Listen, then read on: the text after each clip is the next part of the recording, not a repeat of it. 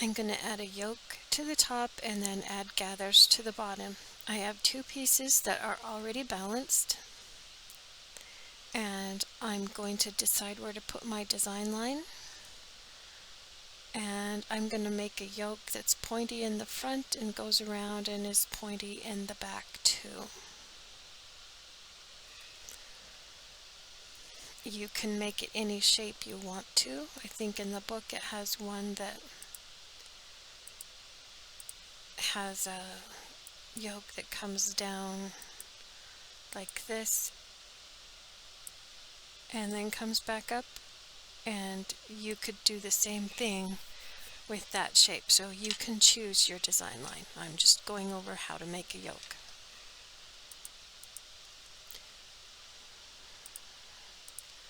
Oh, before I do that, I want to put these side by side so my yoke goes all the way across in this, and the side seam is the same. So I'm going to put them together. And I chose a really short section there so that when they line up, they're just lined up where the right angles are touching. And while I've got them here, I'm going to, this is where my minimum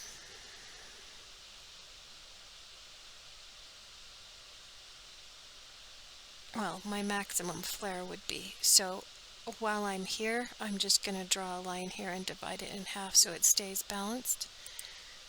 So the distance between here and here, and then another,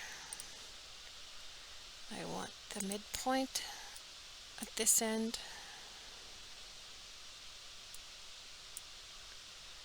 and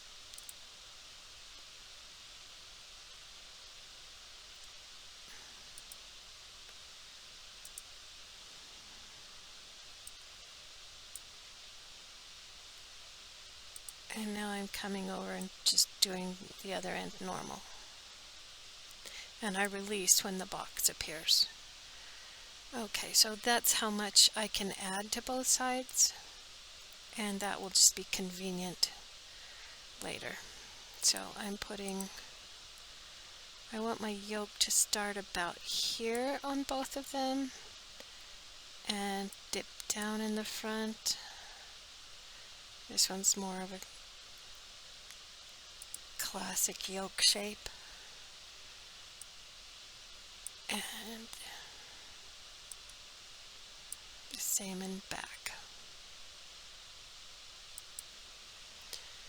Okay, so if I were working with this on paper, I could just take this exactly the way it is right now and cut this part off and separate the top from the bottom, and cut this part and separate the top from the bottom, and then stick the yoke pieces back together and add seam allowance to both sides. And while I'm at it, then I could add this much flare to both sides, whatever that happens to be. In our case, that is half of 5 1/4, so 2 3/4, 2 3.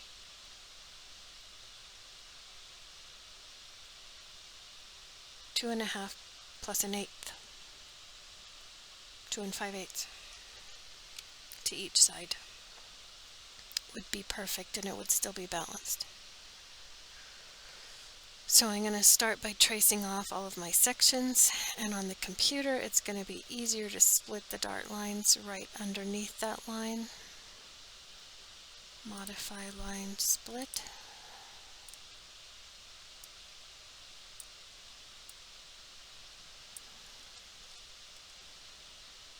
Same on the side seam and the center front.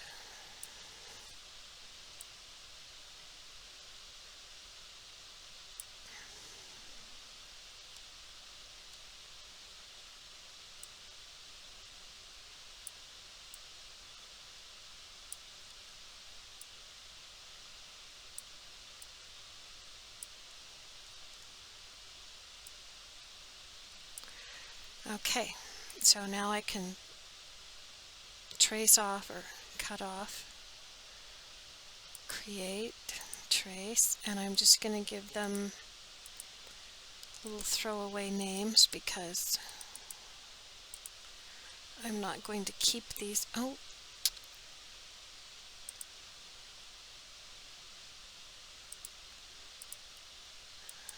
and oh yeah, that's the right line to choose.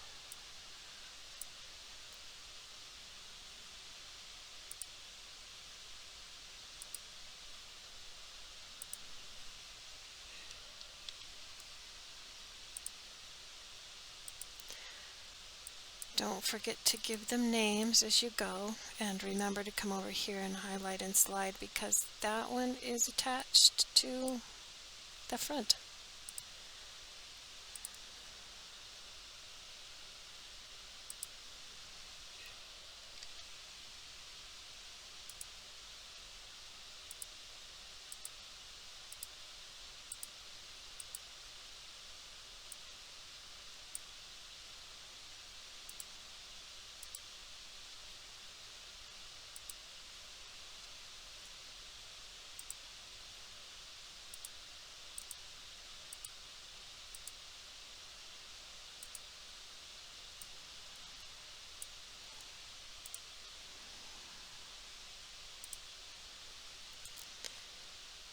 I'm going to do that one again and copy the grain line so I don't have to fix that.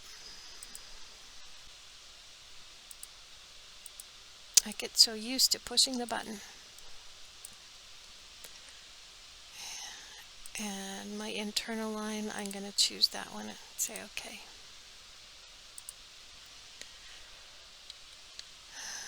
Alright, so I've got my yoke pieces cut off. I'm going to glue them back together. And modify, realign piece. I'm just going to put that one back on its grain line. And I'll move the grain line later. Modify, set, rotate. Select the match point. Make sure you choose the top because we can blend at the bottom. And if you choose the one first that has the correct grain on it, you have less to fix. Cancel. Top, down. Oh.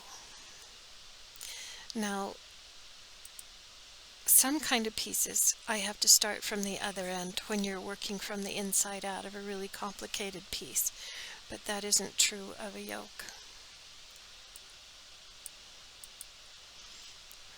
It worries me sometimes when I say you have to do it this way, and then in my head all of these exceptions to that rule just start going off.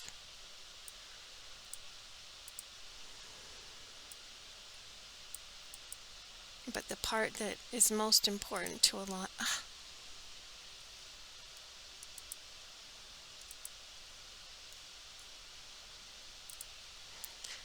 that's what happens when you have two thoughts in your head at the same time. Okay, so I can trace this piece off. It's going to be easier if I smooth out that line. If you were working on paper, then you would use your curve and smooth out that line. So I'm going to go to 2-point curve and join it just like I would on the paper, and then blend between.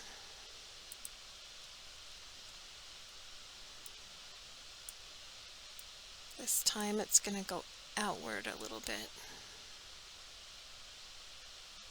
There we go. Okay, and I want to split the line where I'm blending.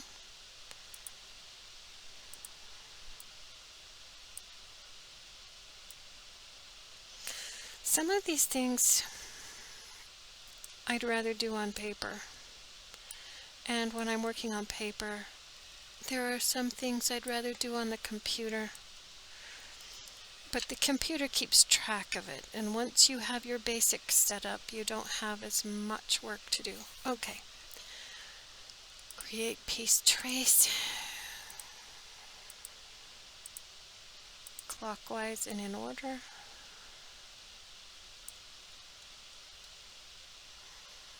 No, I want that line that I drew.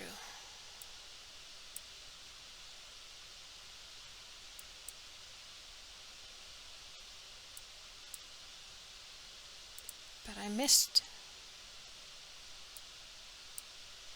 There we go.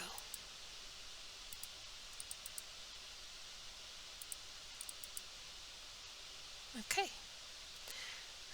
Nice front yoke.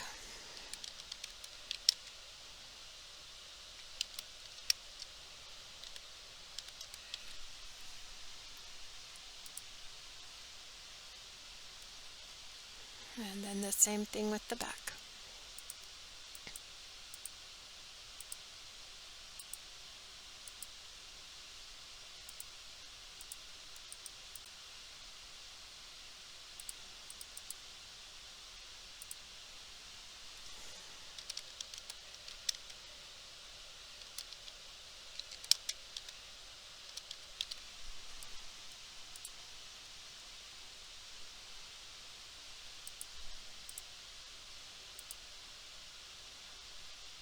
I'll want to annotate those and write on them, so because they look really similar.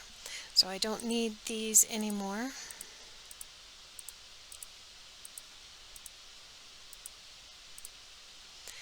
And while these are together, I'm just going to trace those off too.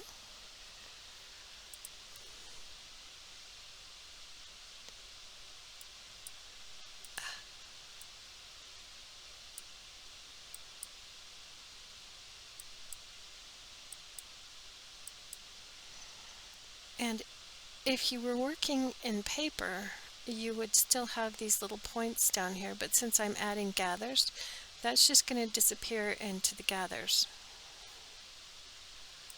And I want my grain line. Oh, but I didn't trace it off the way I meant to, did I? Okay.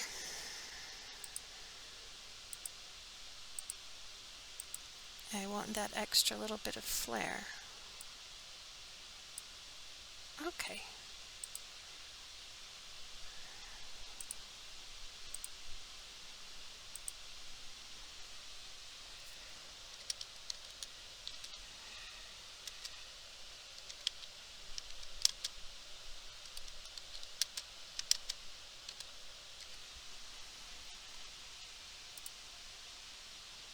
And this one.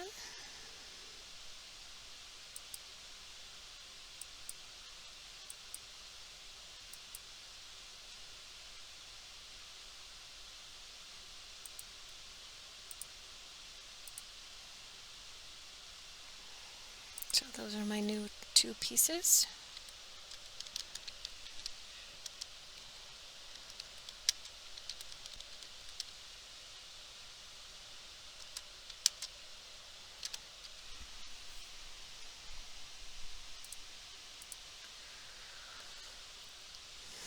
And that was the same thing with the front.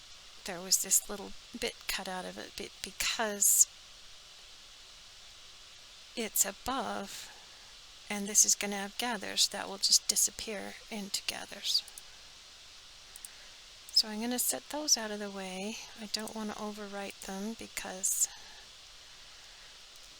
they're the originals. Modify, delete pieces.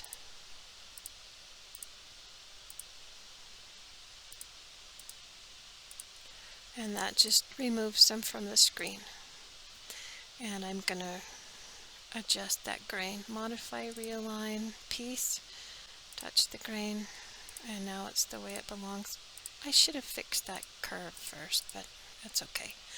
Alright, so the way these are lining up now, I can fix the grain and everything, but essentially I have moved my dart from where it was to the side. And while I was at it,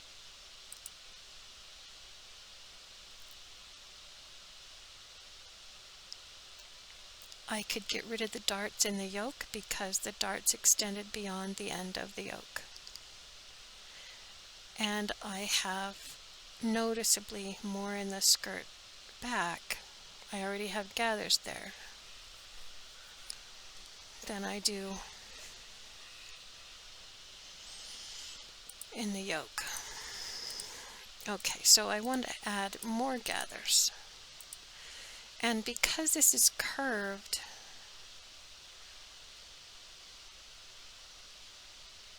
I can just slash it and move it over.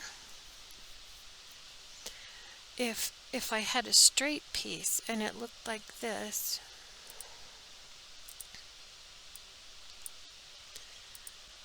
and I had done my yoke square, then all I would need to do to add gathers to this piece would just be to extend it and make it bigger.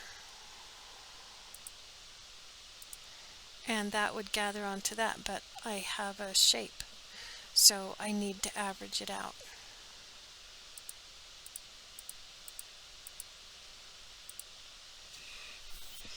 So I'm going to slash and spread. I believe I've shown you tapered before, so I'm going to do parallel, because if I do parallel, it's just going to move it out and I won't have to rebalance anything. If I want to slash and do tapered, I could, but I'm going to just do parallel. Advanced, fullness, parallel. So from pivot end to open end, and since it's parallel, it isn't going to make any difference. So I'm just going to put 3 slash lines on it. If I was working in paper, I would just measure equally distance apart roughly and then spread them open. Probably the same amount in front as in back. So I've done that. I don't want this part to move. And you can see where it's moving. I'm going to switch to value and just decide how much I want to add. Full scale, I'm going to add an inch and say OK, and then the next one is ready.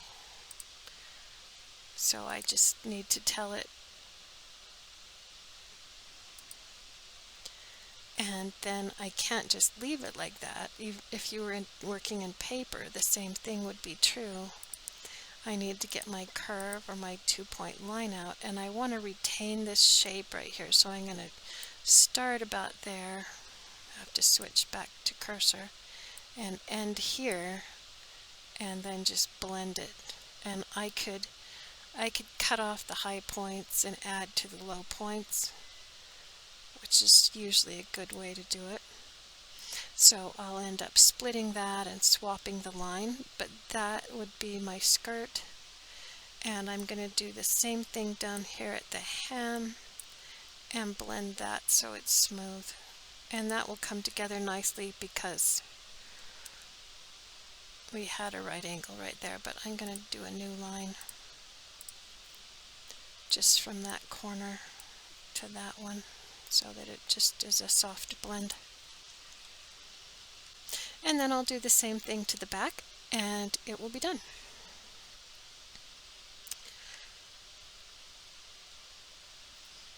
If I wanted to do a tapered one,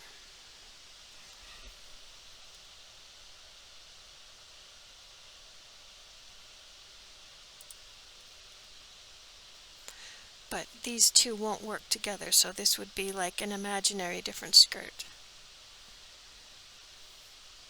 I would probably do variable from pivot end to open end.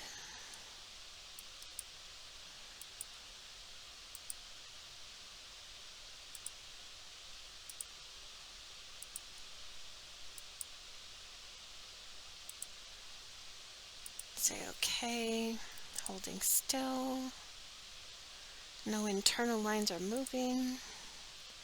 And then switch to value. So across the top is going to be first, and I'll add 1 again. And at the bottom I'll add 2.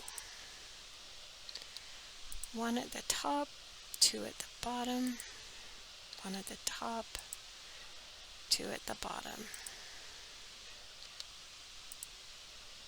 So the same way you would do it on paper, you would just put paper behind it and scoot them out, but this is going to be your easier, more basic skirt, and this would have to be blended again.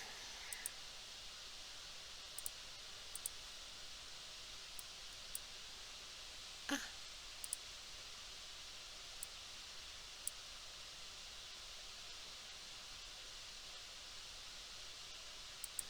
And that one, when you average it out, is pretty straight. Okay, so either of those options would work.